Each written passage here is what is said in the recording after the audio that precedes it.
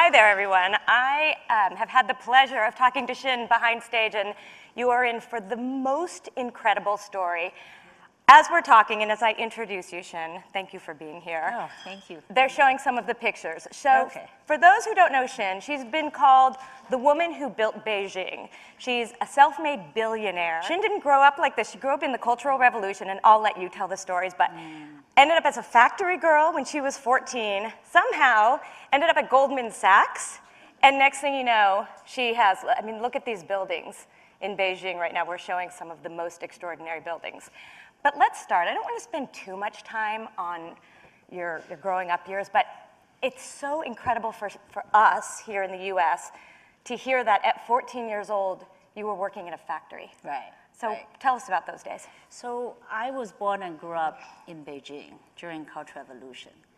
And the years that China opened the door when some of the Chinese were allowed to get out, my mother, who was a Burmese Chinese, was the first to leave China and went to Hong Kong. So when we went to Hong Kong, I was 14, and it was hard to think about what else can do, but basically need to make a living. So we ended up, me and her, both working in the factory. I was 14, and so we worked together in factories. And were you going to school? Were you learning anything? I went to evening schools. And so I wanted to continue the education, but mainly it was, in Hong Kong, first I didn't even speak Cantonese, that's a local language, so I needed to learn that, and working, I naturally just pick it up. So I continued the evening education for a few years until I finished high school at the high school level. You're making it sound so easy. I worked in the factory and I went to school, and it couldn't have been. I would try to make it in the context of the U.S. It's like a new immigrant, right? You come we went to Hong Kong, we're like a new immigrant, right? Mm-hmm. So what's there that we could do, right? It was a very basic menu work you can pick. I'm sure some of the new immigrants coming to this country had a similar experience. So that was the life for me and my mother. But you knew, you had it in you, you knew there was more out there. Right, so I was, of course, desperate to leave, right? I didn't want to spend the rest of my life in factories, and by the time, after 5 years, save a little bit money. I saved about 3,000 British pound. I decided to leave. And Hong Kong then was still the British colony, so the place naturally to pick to go to study was England, so I went. So you pick up by yourself, get on a plane to England, you don't speak any English. No. And you don't know anything about England, I'm guessing. No. So you land in London, I'm here, and what happens? So I got to England. Well, before I went to England, I went to British Council in Hong Kong, and I wanted to go to a school to study English. The only place I'd heard in my life was Oxford. In England. So I said, is that a school in Oxford? They say, oh, there's a language school you can go. So I went there. I think that was the first moment in my life, probably the only moment in my life, I felt quite scared. Because suddenly I arrived at this place, I did not know a single person. I didn't speak the language, and it just felt really scary. And my mother wasn't even there, right? It wasn't even Hong Kong, there's still Chinese. How old were you? I was 19. But I was more scared the first day in England than when I was 14, first day went to Hong Kong. Well, you had your mother with you, right? I had my mother with me, and you were surrounded, I presume, by other people who spoke your language. And tell me about the story. You saw one other Chinese person on the street. So I was scared. I sat down, I just started crying. So I was like, after 5 minutes, I thought, this is not going to hold for too long. So I just went on the street, and then there was the first Chinese-looking person. I just grabbed her. I assumed she's Chinese because I had no idea, but she could have been Japanese, Malaysian, but I just assumed she's Chinese. So I spoke to her in Chinese and say, are you Chinese, And then she said, yes.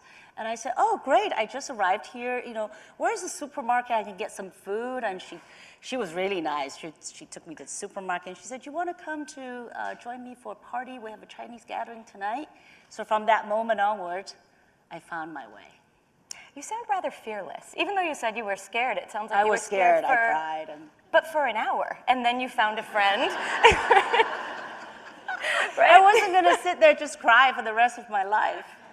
Does that come from your parents, right? They lived through the Cultural I think Revolution? so, yeah. You know, if you grew up in China in Cultural Revolution, you've been through so much in life, and, you know, it just gave you that much more, you know, strength. And so you guys know, I really pressed her on this backstage. Like, you moved to England, you moved back to China, and you'll hear about this in a sec. You've built this company that is so incredibly successful. That's the only moment you were scared. That's the only moment. Give me another one, give me another one. I know. She kept on asking me, like. And that is it. And it must be that you went through so much as a child, plus whatever you had in you, that nothing seemed scary. You had already done the scary parts. Well, no, there are plenty of moments I felt very challenged. It was difficult, I was struggling, but I wasn't scared. I just know that, you know, things would work out. And it was more focused on getting things worked out. Okay, so you land in London, you sell fish and chips. Oh, I told you that story, right? So I got to Oxford, I started studying English language, and I could speak a few words. And I needed to make a living, right? Because I only had £3,000, and that wasn't going to last for too long. So somebody told me there's a Chinese couple opened a fish and chip store. They're looking for someone part-time for Friday and Saturday evenings. So I went, I said, you know, can I have a job? And they said, yeah, do you know very simple English? And I said, yeah, I can speak very simple. They say, all you need to say is, when there's a long line of people buying fish and chips, all you need to ask them is salt or vinegar, salt or vinegar. So I said, okay, I can say salt and vinegar, salt and vinegar. So the whole night I would just ask salt or vinegar, salt and vinegar. Did you dream salt and vinegar? No, I got salt and vinegar in my life. So, and then, you know, after the evening, they're so nice, they would ask me to pack some fish and chips and go home. And for like 2 years, I was having fish and chips so much that I can't eat it. I can't look at fish and chips now.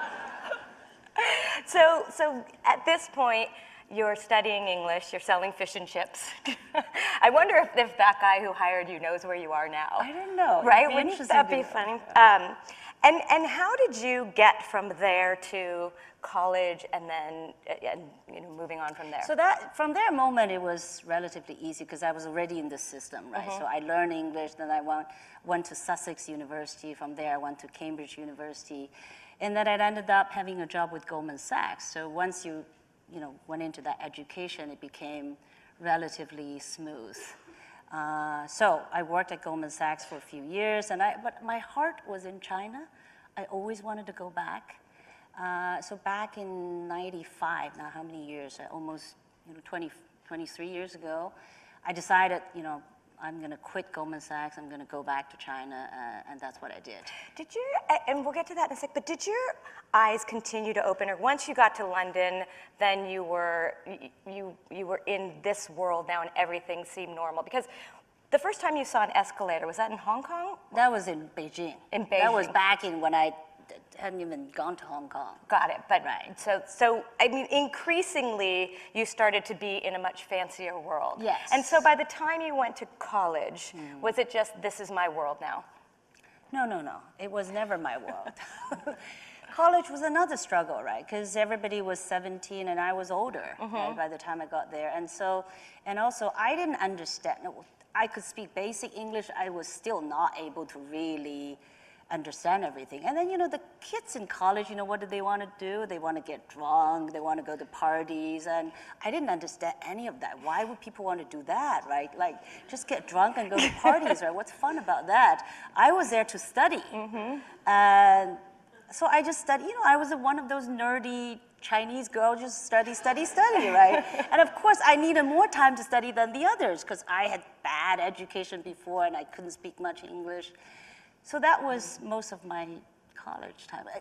I never felt quite fitted in, right? Because I just always felt, I don't know, like every room I walk in, I felt like, oh, what's this all about? You know, let me figure it out. How do I fit in? I'm confused by this beer pong thing. I ended up having a job selling beers in the bar. That was your entree into that. At Goldman, how long were you at Goldman? 2 years. 2 years, and your job was? I was with IBD. Which is? investment banking division. Oh, God, investment. Okay, so you're at Goldman. But what made you? I feel like being interviewed for Goldman jobs. What's your strength? Just kidding. So you left Goldman. Why did you, after you had this life in London and here, why did you decide to go back to China? Because China then became really interesting. You know, it's the mid-90s. China began this journey of opening, building private sector, building the market economy. And I was trained as an economist, you know, at Sussex and Cambridge. So my master's thesis was on privatization of Chinese economy. So I was always thinking this is a really exciting moment. And, you know, I was just not going to be, you know, doing a banker job and sitting on the side to watch it. I just want to be part of that. So I moved back to Beijing. Was your mom still there? My mom stayed in Hong Kong. She did? Yeah. And when you went back, did you know what you wanted to do? Did you go there with a job? Did you go there with Goldman? No. I met my husband. Before you moved back? Right. So that was the link. Right, got it. I met my husband. 4 days later, we decided to get married. 4 days? 4 days. Took quite a while. Wait, so you were in China just visiting, you met him, and 4 days later he said, marry me, and you said, sure, let me give up my Goldman job and move to China, and we'll be part of this together? Well, no. I met him, and then 4 days later, we kind of, you know, he said, should we get married? I said, well, I need to fix a few things, but yes, why not? And the way you describe your husband, as I read it, was he was a country bumpkin. Oh, really? Maybe you don't remember saying it, but yes, you have called him a country bumpkin when you got back to China. That's terrible. Okay. But you'd had this life overseas. He'd never left China, right? He never left China. He doesn't speak English. Still doesn't speak English, no.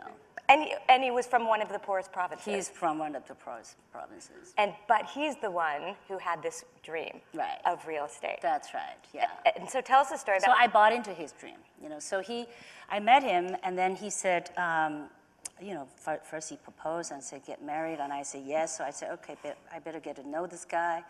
And then he said, you know, let me show you what I do. And so he took me to this construction site. At the time, it was a massive hole on the ground. So he said, this is what I do. I build buildings. I was like, wow, I've never seen such a big hole on the ground. And then he said, you know, look at this, right? This is gonna be the Manhattan of Beijing. I was like, you know, this guy has never been to Manhattan, right? He's dreaming about something. This is not possible. How can this thing be built into Manhattan?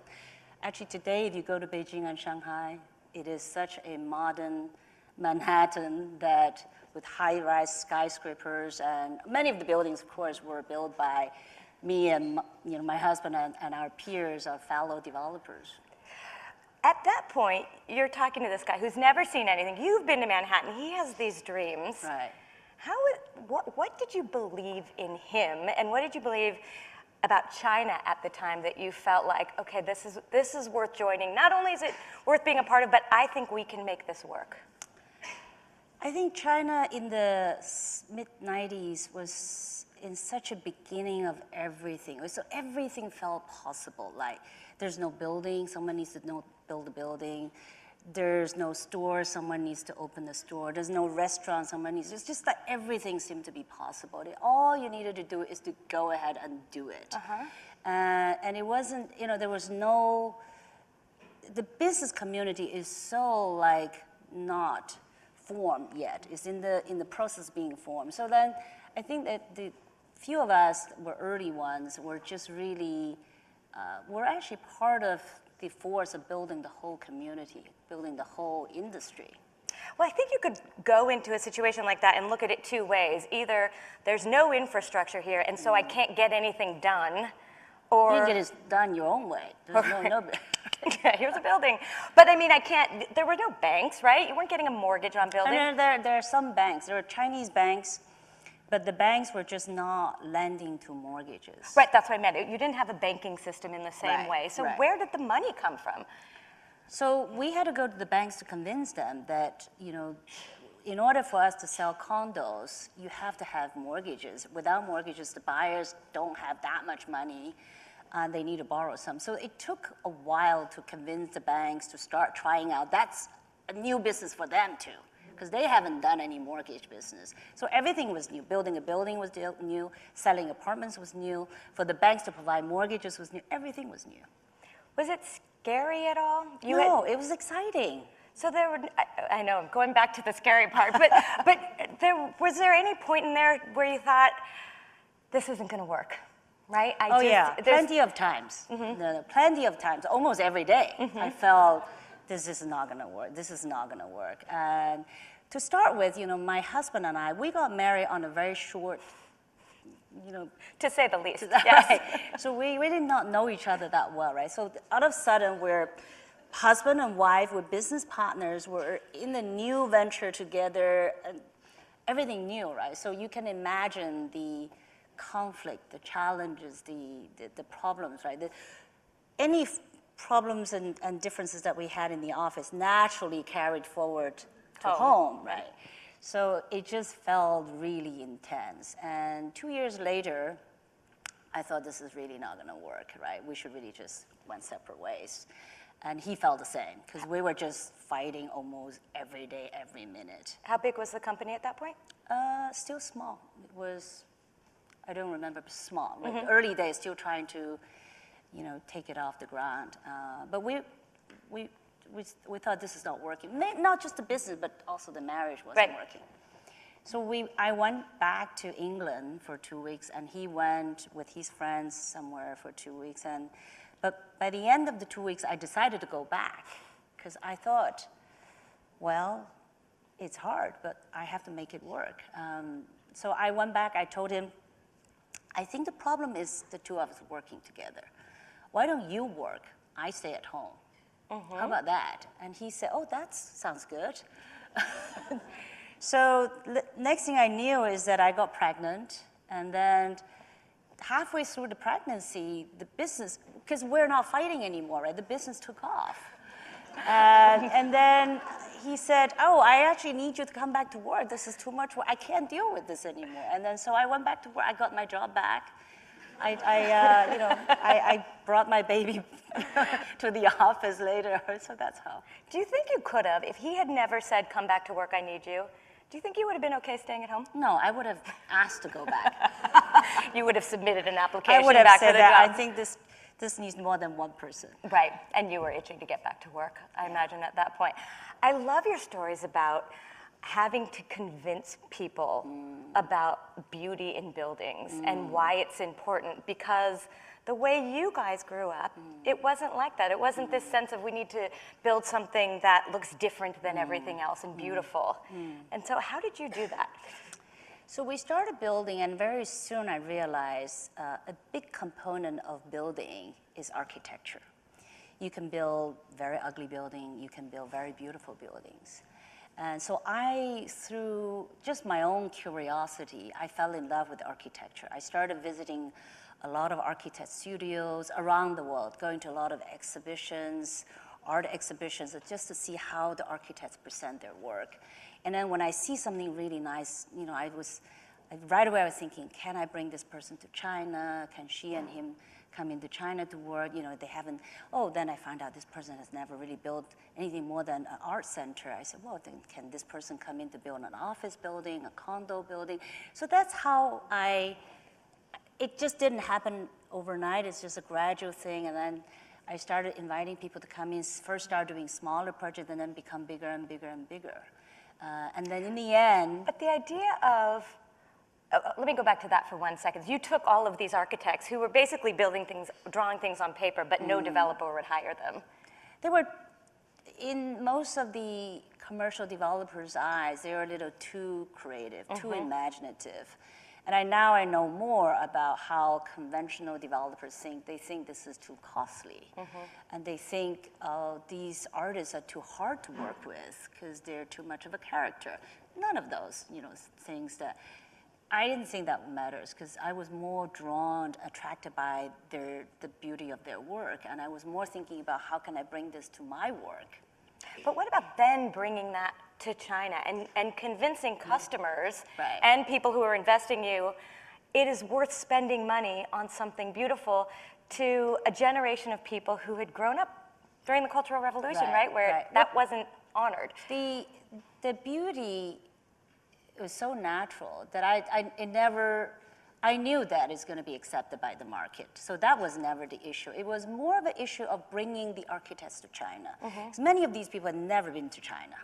And, of course, never done the project in China. So how do you bring someone who, like Zaha Hadid in London to Beijing, and then not only she hasn't done a building in China, she hasn't done the big building, full stop. So then how do we work with her and bring her, bridging that with whole local communities of designers, architects to really make these gigantic developments happen.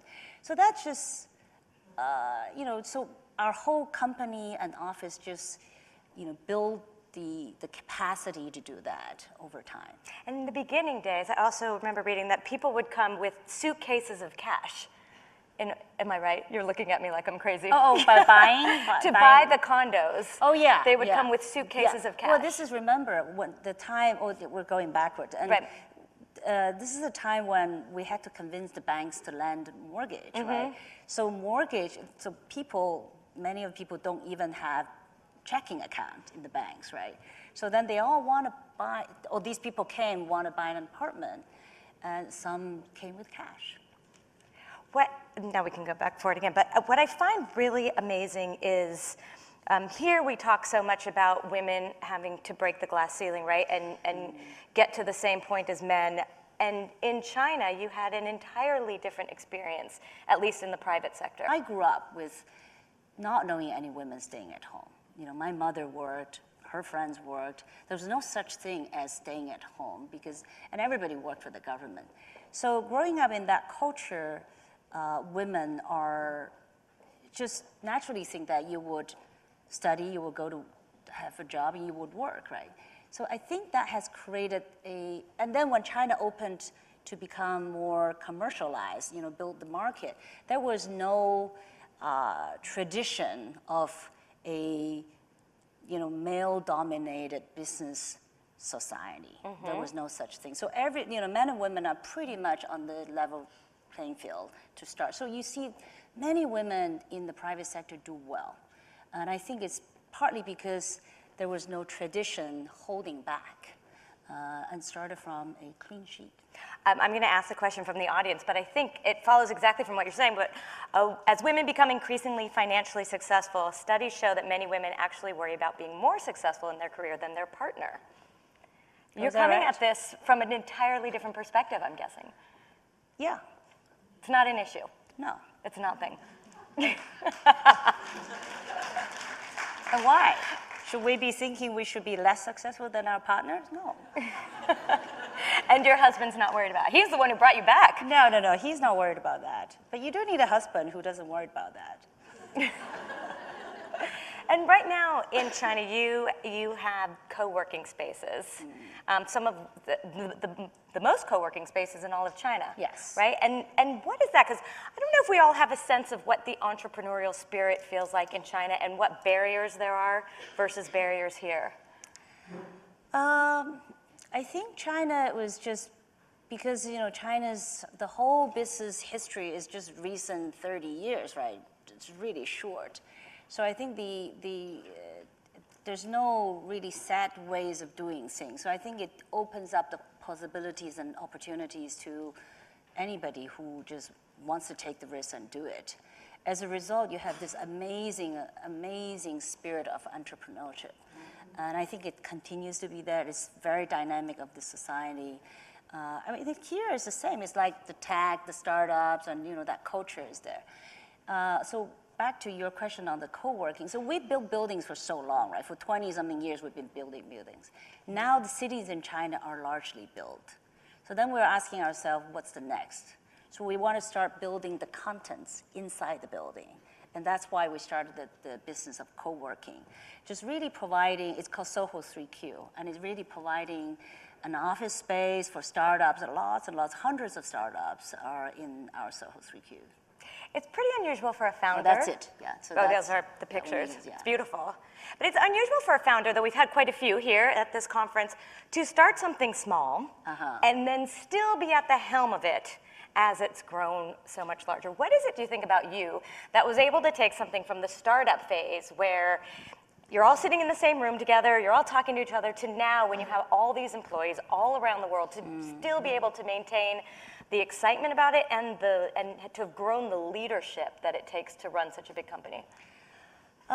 Did you ever doubt yourself around this? Well, I just feel like I love what I do, and I still love what I do. So I think maybe the days that I don't love what I do and don't have that excitement, I just continue to feel excited about going to work and do things. But the leadership that it takes, you don't start with that. I don't think when you have a 3-person company, you have to learn how to maintain your culture and maintain this big office and make sure everyone has the same values and become a real leader of many, many people.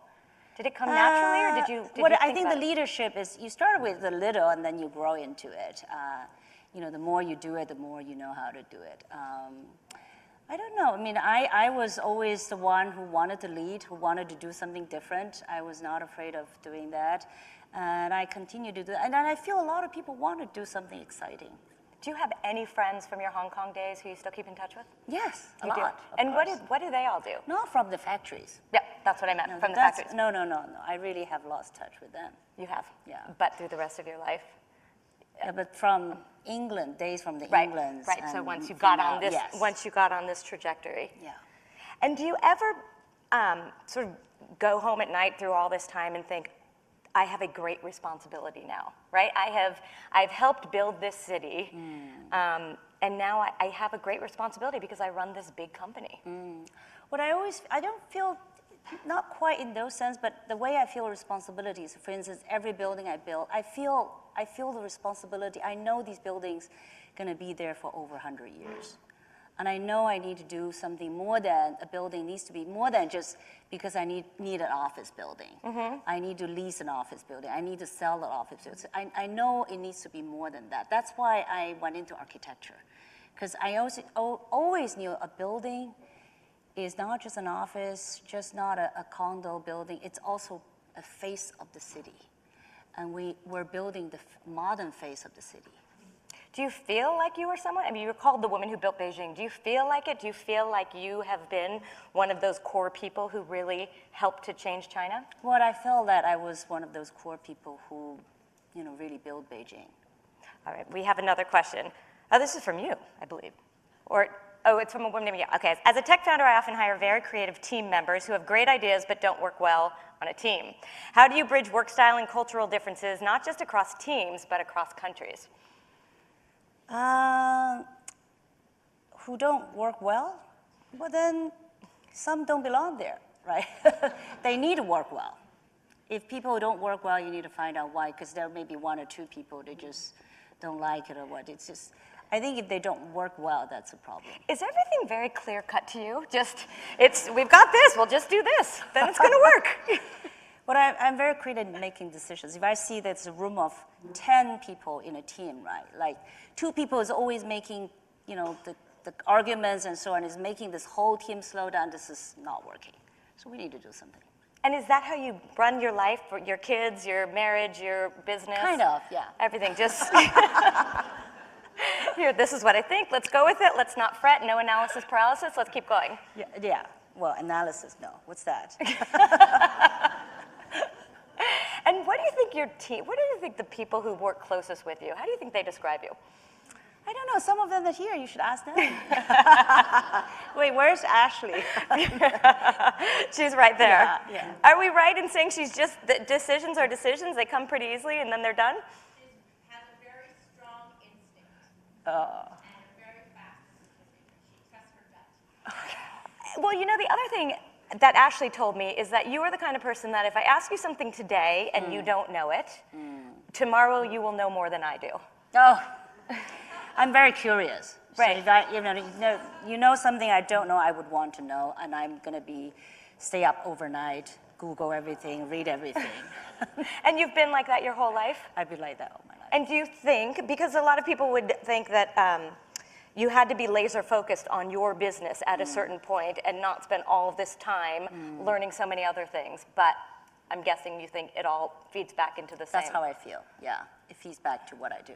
And what do you hope for the future? Continue to feel excited for what I do, and continue to build. And now I'm spending even also more time working with younger people, because we started a charitable project called Soho China Scholarship. We provide financial aids for Chinese students to go to Ivy Leagues. We have 44 Soho scholars at Harvard and Yale this year. So I also spend time with them, and I wanted to just, because I remember how I was, from factory to a university, from university to this, right? So I wanted to share my own experience with this younger generation. So that's also something I really enjoy doing. When you look back on your life and think of yourself as a factory girl or living in Beijing with your mom, does it seem to make sense, your trajectory, or do you feel like, wow, how did I get here?